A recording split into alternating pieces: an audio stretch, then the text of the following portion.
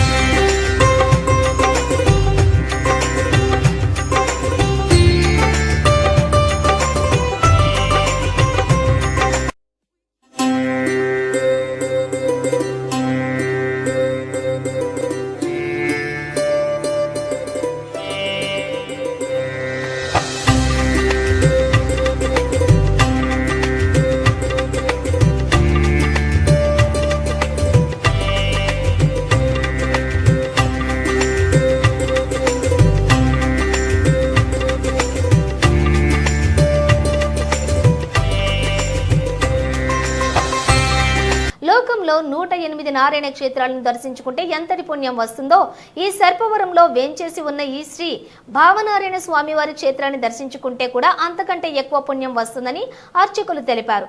ఈ క్షేత్రంలో స్వామివారు స్వయంభుగా ఉంటారని నారద ముని వారు ఈ క్షేత్రంలో కొన్ని వేల సంవత్సరాలు తపస్సు ఆచరిస్తారు. స్వామివారు నారద మహర్షి భావంలో ఏ రూపంలో ఉన్నారో ఆ రూపంలో దర్శనం ఇవ్వటంతో ఈ క్షేత్రం భావనారాయణ స్వామిగా విరాజిల్లుతోందని అర్చకులు తెలిపారు. జై శ్రీ భావనారాయణ స్వామి. అష్టోత్తరశతం లోకే మమ క్షేత్రాణి నారద తేషాం సర్పపురి క్షేత్రే యవమాత్రాదికం ఫలం భావనారాయణ శ్రీమాన్ ఆరూఢ పతగేశ్వరః ఆవిర్భువనే నారదాయ మహాత్మనే అని సర్పవరం శ్రీ భావనారాయణ స్వామి వారి క్షేత్ర మహాత్యం. ఏమిటండి? అష్టోత్తరశతంలోకే మమ క్షేత్రాణి నారద అంటే లోకంలో 108 నారాయణ క్షేత్రాలని దర్శనం చేసుకుంటే ఎంతటి ఫలితం వస్తుందో ఈ సర్పవరంలో వేయించేసి ఉన్న శ్రీ భావనారాయణ స్వామి వారి క్షేత్రాన్ని దర్శనం చేసుకుంటే అంతకన్నా యవమాత్రాధికం ఫలం. 108 క్షేత్రాల దర్శనం ఫలం కన్నా అధికమైన ఫలితాన్ని, ఆవగింజంత అధికమైన ఫలితాన్ని ఇస్తోంది ఈ సర్పవరం భావనారాయణ స్వామి వారి క్షేత్రం. ఎందువల్ల దీనికి ఎంత విశిష్టత అంటే ఈ క్షేత్రంలో స్వామివారు స్వయంభూగా ఉంటారు. శ్రీ పాతాళ భావనారాయణ స్వామి. అదేవిధంగా దానికి ఎదురుగుండగా ఆరుషము అంటే ఋషి యొక్క ప్రతిష్ట, మహర్షి ప్రతిష్ట, నారద మహాముని వారి ప్రతిష్టగా రాజ్యలక్ష్మీ సమేత భావనారాయణ స్వామిగాను. ఈ రెండు వెలిసిన తర్వాత కొంతకాలానికి ఇక్కడికి అనంతుడనే ఒక సర్పం వచ్చి ఈ భావనారాయణ స్వామి వారిని శరణు వేడుకుంటే ఆ శ్రీమన్నారాయణుడు భావనారాయణ స్వామిగా ఇక్కడ అవతరించిన తరువాత మొట్టమొదటిసారిగా ఈ క్షేత్రంలో ఆ సర్పానికి వరం ఇచ్చారు.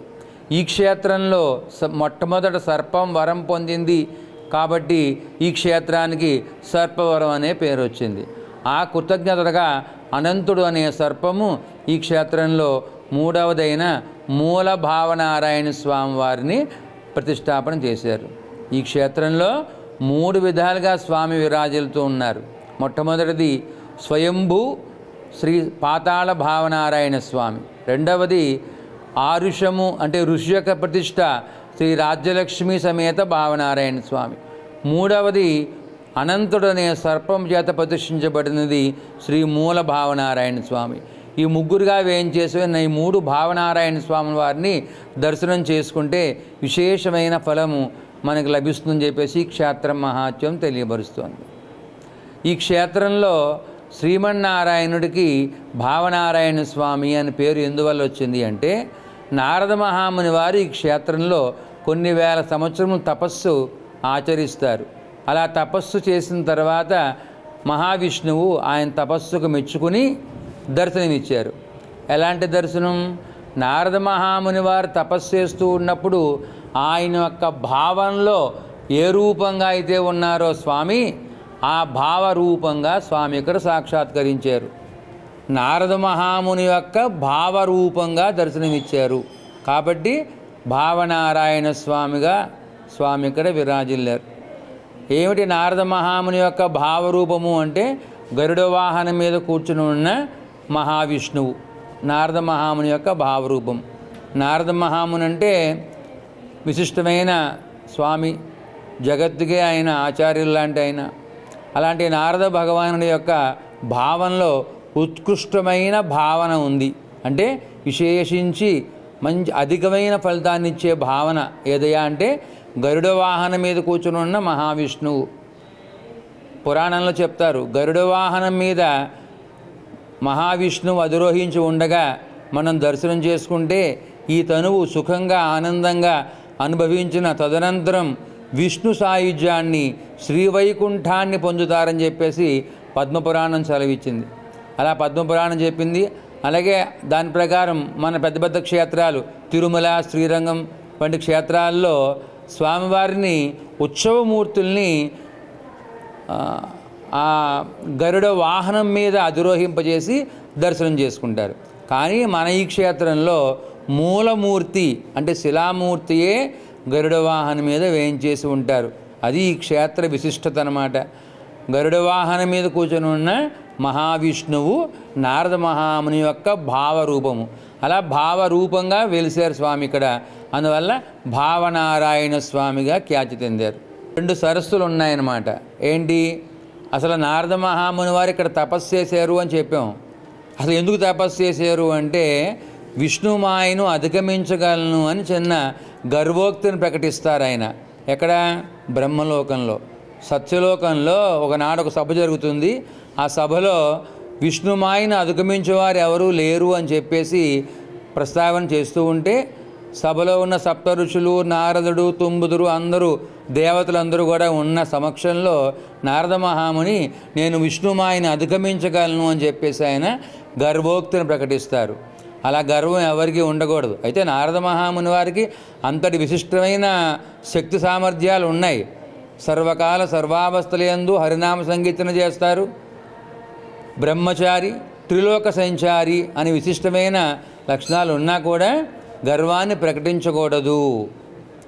అయితే ఈ జగత్ అంతటికి కూడా ఎంతటి వారికైనా కూడా కించిత్ గర్వం ఉండకూడదు అని మనందరికీ తెలియచెప్పే ప్రక్రియలో ఏర్పాటైంది ఈ క్షేత్రం. ఆ ప్రక్రియ ఎవరు ఏర్పాటు చేశారు? శ్రీమన్నారాయణుడు. ఆ ఏర్పాటులో భాగంగానే నారద మహాముని వారు ఇక్కడ గర్వోక్తిని ప్రకటించారు. అయితే ఆ సభలో చెప్తారు, ఈ గర్వాన్ని మీకు నారాయణుడు తెలియపరుస్తాడు, ఈ ప్రాయశ్చిత్తం జరుగుతుందని చెప్తారు. అలాగే భూలోక సంచారానికి వచ్చినప్పుడు ఇక్కడ ఒక కొలను కనబడుతుంది. అది విష్ణు మాయ వల్ల ఏర్పడుతుంది. ఆ విషయాన్ని గ్రహించలేక ఆ నారద మహర్షి ఆ కొలంలో దిగి స్నానం ఆచరిస్తారు.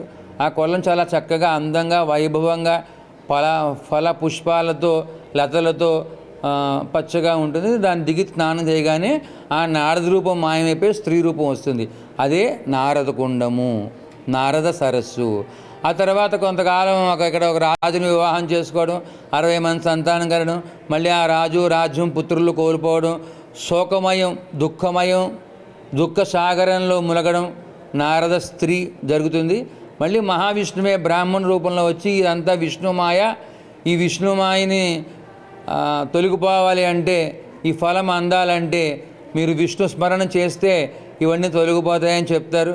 అప్పుడు ఆ నారద స్త్రీ ఈ బ్రాహ్మణ రూపంలో ఉన్న మహావిష్ణువుని పాదాలు ఆశ్రయించి వేడుకునేప్పటికీ కొలను ఎక్కడుందో మీరు చూపిస్తే స్నానం ఆచరించి విష్ణు స్మరణ చేస్తానంటది. అప్పుడు కొలను సృష్టించి ఆ బ్రాహ్మణులు ఇందులో ఎడం చేయి పైకెత్తుకుని 3 మార్లు స్నానం చేయమంటారు. అలాగే ఎడమ చేయి పైకెత్తుకుని 3 మార్లు స్నానం చేయగానే ఆ ఎడమ భాగం మటుకు స్త్రీ రూపంలో ఉండిపోయి మిగిలినంతా కూడా నారద రూపం ప్రాప్తిస్తుంది. అలా నారద రూపం రాగానే ఆ నారద రూపంతో ఈ ఎడమ చేతికి స్త్రీ రూపం ఎందుకు ఉందా అని పరికిచ్చి చూసుకుంటే సత్యలోకంలో జరిగిన విషయం దగ్గర నుంచి జ్ఞాపకం వచ్చి పశ్చాత్తాపంతో ఆ ముక్తిగా సరస్సు పక్కన కూర్చొని తపస్సు చేస్తే మహావిష్ణువు సంతసించి గరుడ వాహనం మీద దర్శనమిచ్చారు. ఇదనమాట. అయితే ఇక్కడ 2 ఏమున్నాయి విశేషంగా? నారద సరస్సు, ముక్తి కుండము. నారద కుండము, ముక్తి కుండము. అదే నారద సరస్సు, ముక్తిగా సరస్సు అంటున్నారు. ఇప్పుడు ఈ 2 సరస్సుల్లో స్నానమాచరించి ఈ ముగ్గురుగా ఏం చేస్తున్న ఈ భావనారాయణ స్వామి వారిని దర్శనం చేసుకుంటే విశిష్టమైన ఫలము లభ్యమై భావ నిర్మలత ఏర్పడి పరిపూర్ణ ఆరోగ్యం వస్తుందని చెప్పేసి ఈ క్షేత్ర మహాత్యం తెలుస్తుంది. ఎప్పుడుట? స్వామివారి వెలిసింది మాఘమాసం. నారద మహాముని వారికి శ్రీమన్నారాయణ దర్శనం ఇచ్చింది ఎప్పుడయ్యా అంటే మాఘమాసంలో భానువారం నాడు. అందువల్ల మాఘమాసం ఈ స్వామికి ఇష్టమైన మాసము. ఆ నెలంతా కూడా స్వామికి విశిష్టతే. ఆ తర్వాత సంవత్సర కాలంలో వచ్చే ప్రతి ఆదివారము అంటే ప్రతి భానువారము కూడా స్వామికి అత్యంత ప్రీతైన వారము, రోజు అనమాట. అలా ఆదివారం నాడు స్వామిని ఎవరైతే దర్శించుకుంటారో ఆనందంతో స్వామి ఉంటారని, ఆ రోజు వారి యొక్క భావ సంకల్పాలన్నీ కూడా నెరవేరుస్తారని చెప్పేసి క్షేత్ర మహాత్యంలో ఉంటుంది. అందువల్ల భానువారం నాడు అరుణోదయ సమయంలో నారదగుండంలో స్నానమాచరించి, తర్వాత ముక్తిగా సరస్సులో స్నానమాచరించి ఇక్కడ ముగ్గురుగా వేయించేసిన ఈ 3 భావనారాయణ స్వాముల వారిని దర్శనం చేసుకుంటే ఇంతటి ఫలం లభ్యమవుతుందని చెప్పేసి క్షేత్ర మహత్యం తెలియపరుస్తోంది. అందువల్ల భక్తులందరూ కూడా వచ్చి విశేషంగా స్వామివారిని దర్శించుకోవాలని కోరుతున్నాం. మాఘమాసంలో వచ్చే 4 ఆదివారాలు కూడా విశేషమైన జనాలు వచ్చి స్వామిని దర్శించుకుంటారు. అనేక వేల మంది వస్తారనమాట. పరిపూర్ణ ఆరోగ్యం కలుగుతుంది. భానువారం అంటే అందరికీ తెలిసిన విషయం ఏంటి అంటే సూర్య భగవానుడికి ప్రీతైన రోజు ఆదివారం, మాఘమాసం కూడా. అదే రోజునాడు ఇక్కడ భావనారాయణ స్వామి కూడా ఉద్భవించారు. అందువల్ల ఇద్దరికీ విశేషమైన రోజు పర్వదినం అని చెప్పి అందరూ కూడా వచ్చి స్వామివారిని సేవించుకుంటారు. అలాగే ఈ క్షేత్రంలో వైఖానస ఆగమోక్తంగా స్వామివారికి నిత్యార్చనలు, నిత్య హోమములు కూడా నిర్వహిస్తూ ఉంటారు. వైశాఖ మాసంలో స్వామివారికి సప్తాహ్నికంగా వైశాఖ శుద్ధ ఏకాదశి నాడు వైఖాన సాగమోక్త ప్రకారంగా వార్షిక కళ్యాణ మహోత్సవం నిర్వహించబడుతుంది. అలాగే పౌర్ణమి రోజు విశేషంగా సముద్ర స్నానము అంటే చక్ర పెరుమాళ్ళని సముద్రానికి వేంచేపు చేసి అక్కడ చక్ర స్నానాన్ని నిర్వహిస్తారు. ఈ క్షేత్ర విశిష్టత అదొకటి చాలా చోట్ల ఉండదన్నమాట. సముద్రానికి తీసుకెళ్ళి సముద్రం దగ్గర స్వామివారికి చక్రవారిని నిర్వర్తిస్తారు. ఇలా విశేషంగా వైష్ణవ తిరునక్షత్రం అన్నీ కూడా కృష్ణాష్టమి, వైకుంఠ ఏకాదశి, ఆండాళ్ తిరునక్షత్రం ఇలా అన్నీ కూడా విశేషంగా జరుగుతాయి. భక్తులందరూ వచ్చి స్వామివారిని సేవించుకుని భావనారాయణ స్వామి యొక్క అనుగ్రహాన్ని పొందవలసిందిగా కోరుచున్నాం. రాజ్యలక్ష్మి ప్రాణనాథాయ నారదముని సేవ్యాయ రాజ్యలక్ష్మి ప్రాణనాథాయ భాగవత ప్రియ భావనారాయణాయాస్తు మంగళం. శ్రీభూనీలాసమేతాయ శ్రీ సర్పపురివాసిని భావనారాయణాయాస్తు మంగళం నిత్యమంగళం. జయం జయం శ్రీ భావనారాయణ స్వామి వారికి జయం జయం. భావనారాయణ స్వామి ఆలయ విశిష్టతను పెద్దలు చెబుతూ ఉంటే మాకు చాలా ఆనందంగా ఉంటుందని, ఈ ఆలయం తూర్పు గోదావరి జిల్లాకే ఎంతో విశిష్టత తీసుకుని వచ్చిందని, రానున్న రోజులలో ఈ ఆలయాన్ని మరింత అభివృద్ధి చేస్తామని గ్రామ పెద్దలు తెలిపారు. శ్రీ భావనారాయణ స్వామి సర్పవరం శ్రీ రాజలక్ష్మి సమేత భావనారాయణ స్వామి ఆలయం తూర్పు గోదావరి జిల్లాలోనే అతి ప్రాముఖ్యమైన ఆలయం. ఈ ఆలయం నిజంగా మా పెద్దలు మా తాతల కాడి నుంచి కూడా ఈ ఆలయాన్ని గురించి చెప్తుంటే మాకు చాలా ఆనందం అవుతుంది.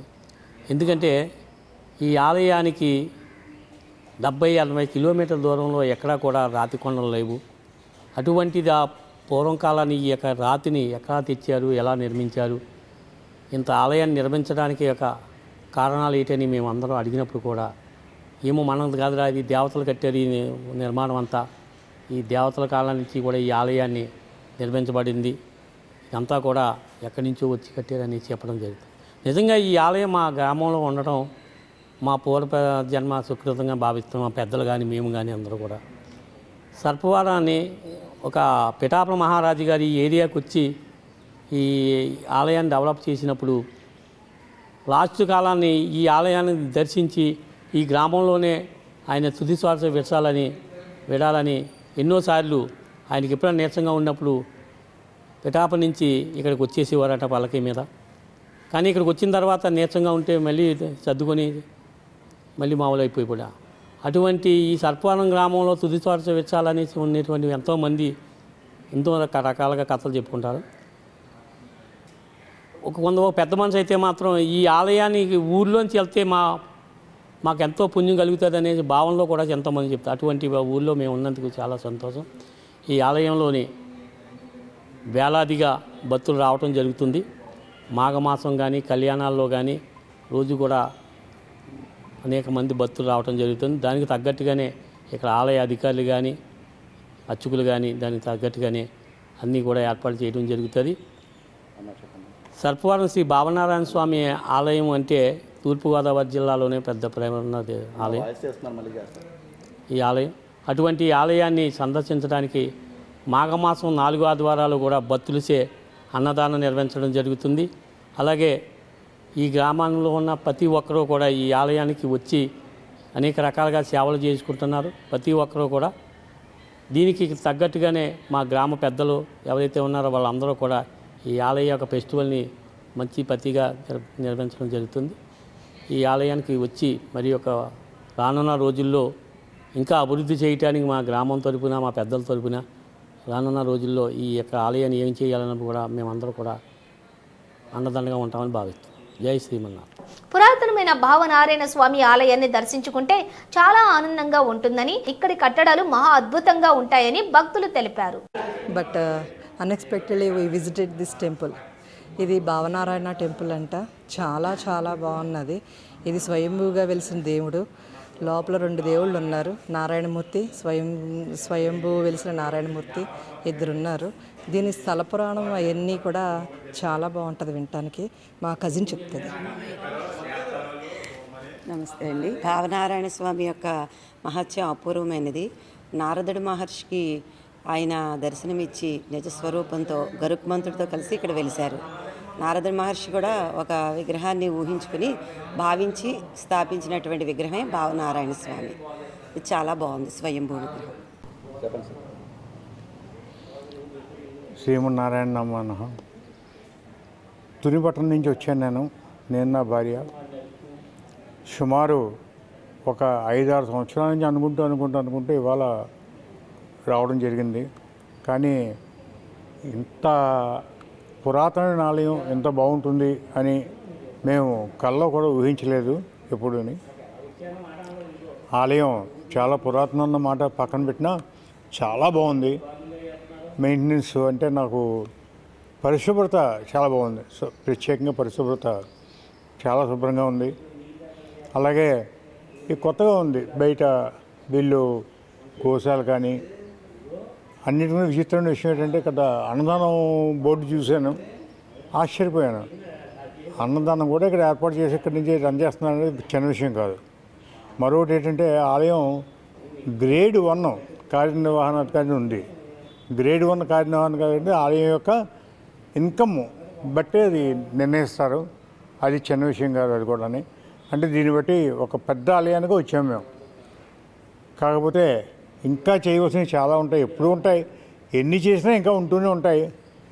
అయితే ఆ భగవంతుడికి ఈ అవకాశం ఇచ్చిన ఆ భగవంతుడికి ఒకసారి ధన్యవాదాలు తెలియజేస్తూ మా కుటుంబానికి ఆసరాగా ఉండమని చెప్పి వారిని కోరుకుంటూ సెలవు తీసుకుంటున్నాం. ఓం శ్రీ భవన్నారాయణ స్వామి తండ్రి. మేము గుడికి అస్తమాట వస్తున్నామండి. శ్రీ పాతాళ భవన్నారాయణ స్వామి తండ్రికి ఏ ప్రాబ్లం ఉండదు. ఎన్ని కోరికలు ఏం కోరుకున్నా అందరినీ బాగా చూసుకుంటారు ఆయన. అందరూ రండి తప్పకుండాను. శ్రీ పాతాళ భవన్నారాయణ స్వామి తండ్రి.